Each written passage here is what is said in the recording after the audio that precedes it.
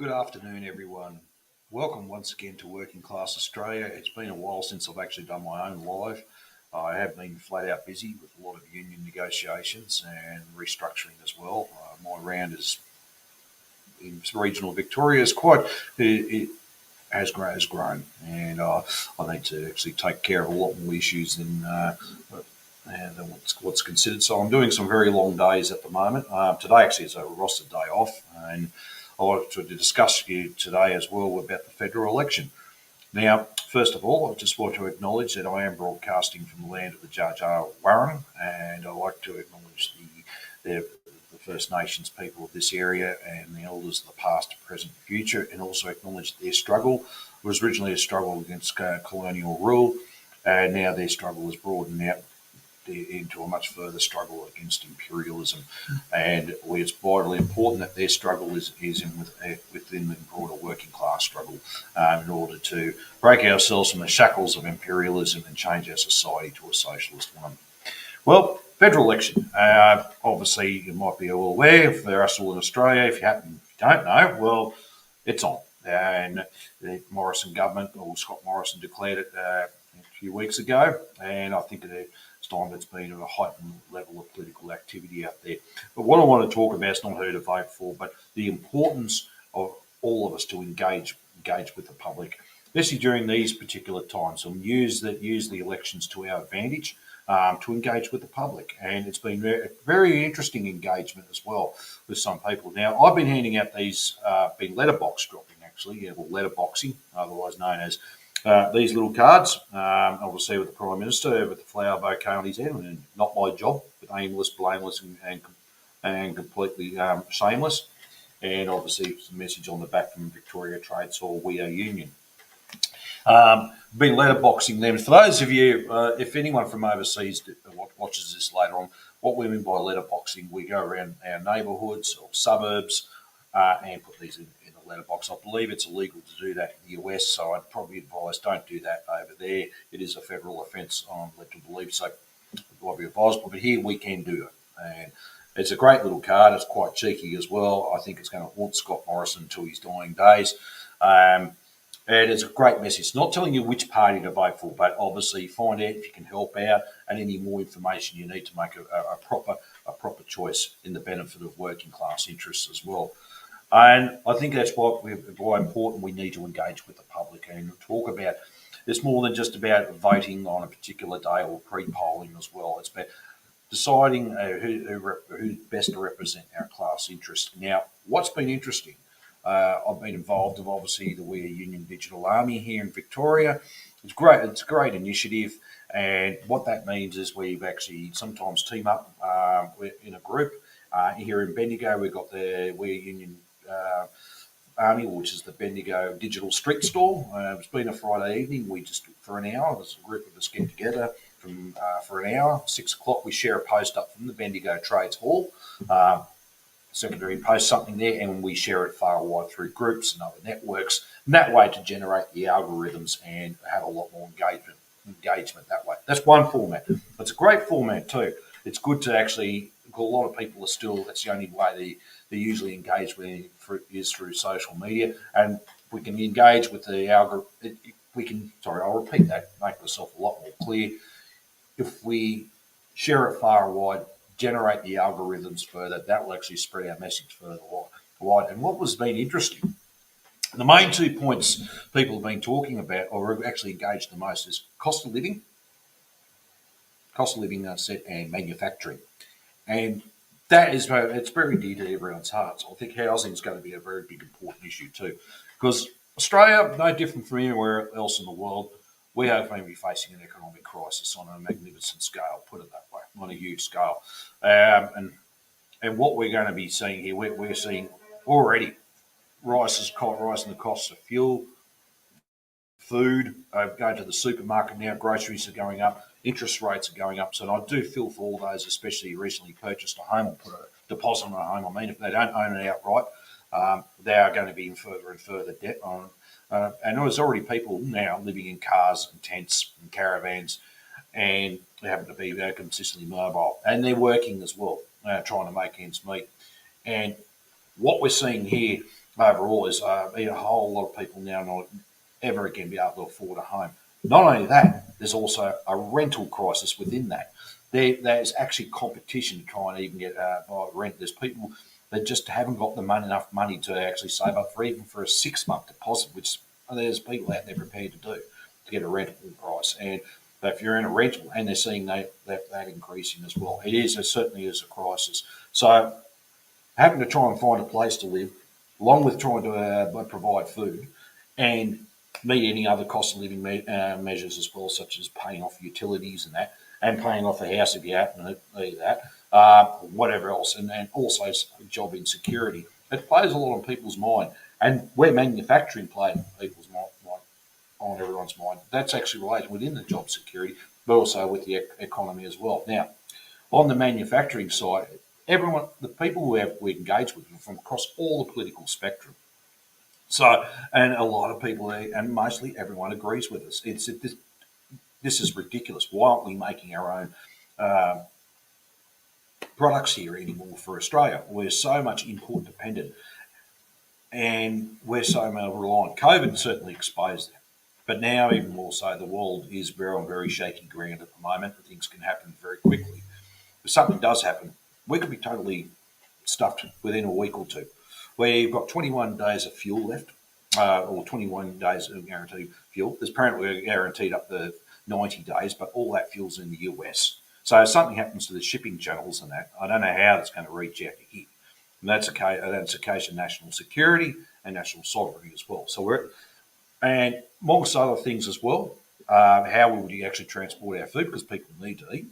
And that actually includes and flows on to many other services that a lot of people need. And if there's a complete fuel shortage, you could just see an whole breakdown in Australia, just a complete catastrophe.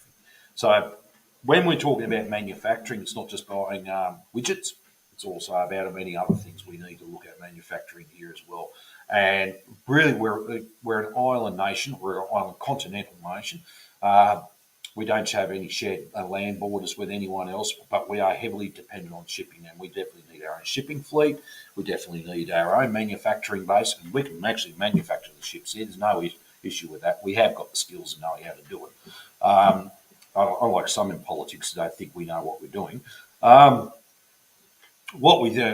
When we certainly need it, and we need to be a lot more self-reliant. And then when I'm flying on in here, we need to have, for order of us to talk about a strong domestic economy, well, you need to actually have a strong manufacturing base, a powerful manufacturing base. The two go together. They're not separate.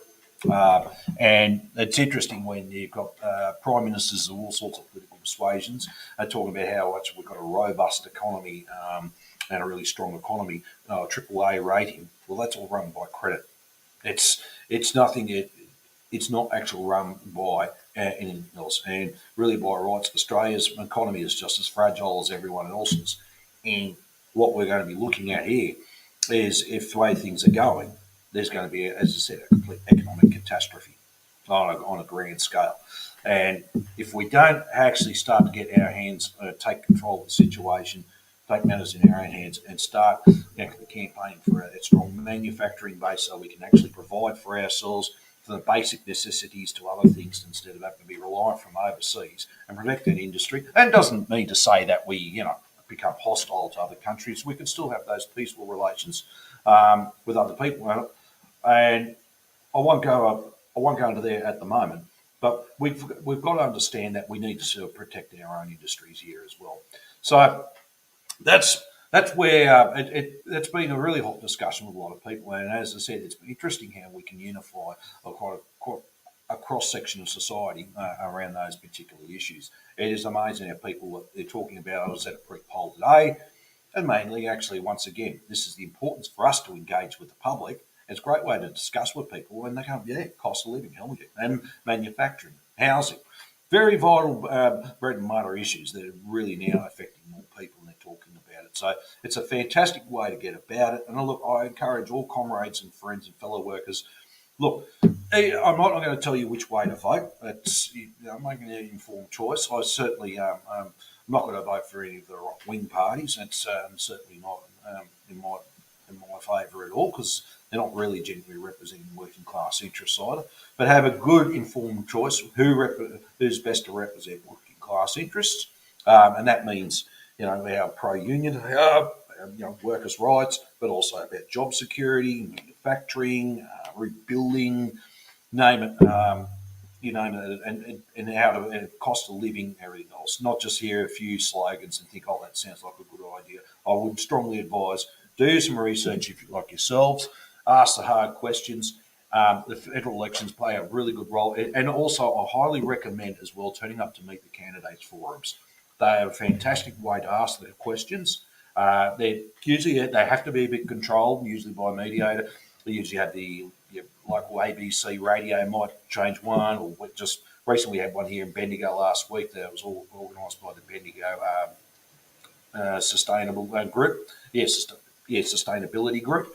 So it was fantastic, and obviously it was electronic form. We answered the questions. The ones about a couple of key questions that us union people raised was really good, and it was a great way to engage.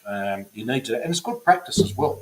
It's good practice of debate. It's good practice discussion, and also it's a confidence builder for yourselves. For people who are a little bit confident, lacking that confidence, and it's perfectly understandable. They're not used to it, but it's a step forward, and it helps you build your confidence up more. And think, yeah, I can go out and engage with people. So I would highly recommend that. And yeah, and look once again, and if you're not too sure about the candidates, you need to ask the questions. Turn up to these things, engage with the people, and find out for yourself. But that's just giving you a couple of examples of way of going about it. From letterboxing, great material like this. Yes, not my job, Scott Morrison.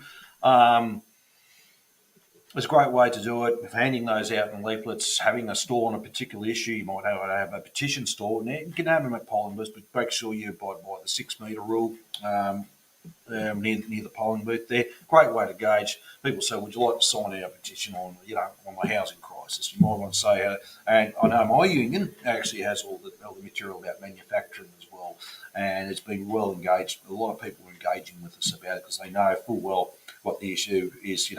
People get it, what's going on here in Australia. So that's vitally important, and I highly recommend that. You might have another cost of living, like government price control. Just throwing it out there, doesn't have to be that way, but just give you some ideas, and you might have some information on that as well.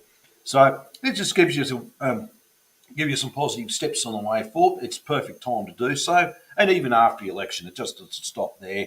You need, and I think it's quite important to engage with the public, community meetings, council meetings, and start go and use that as a starting base. Because really, what Lennon said once, we've got to use what we've got there. That's why basically gist of it. And he was talking about elections. Do we run in bourgeois parliaments and bourgeois elections? He said, yes, we do. We've got these are the tools available, and we're not talking about trying to get bums and seats in parliament. What we're trying to do is use that to get our message out as well and to engage what people are really thinking out there. So fantastic. I'm going to leave it there. I did just mention about peaceful relations before. Yes, there is a concerning thing. Our Federal Defence Minister, Peter Dutton, on Anzac Day announced that we must prepare for war and all that peace. That is a concern because I don't want to get into it now. That's a long subject, but I will be opposed to that war. Because we are not in the position to do so. And I know the majority of people here, I say 99% of us, do not want war either. And we want to actually have peaceful relations and just get the hell on with our lives as well. So thank you once again. I try and endeavour to do some more lives again. I know I promised to do so. It's just I've got a busy a busy schedule now. That's for being a union organiser. And look, I love the work I'm doing. I love engaging with workers and representing workers. Actually, representing workers is one of the highest honours you can ever have. So leave it there, and I'll finish off. Dare to struggle, dare to win. If you don't fight, you lose. Thanks, people.